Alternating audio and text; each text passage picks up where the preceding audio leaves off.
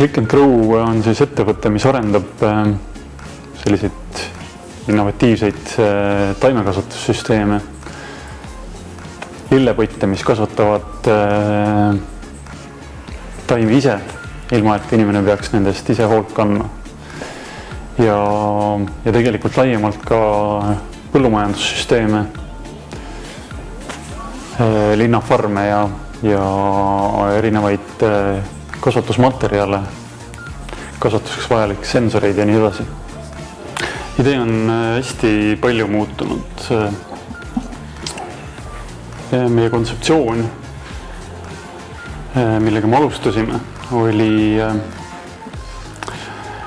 tagasi vaadates väga naiivne.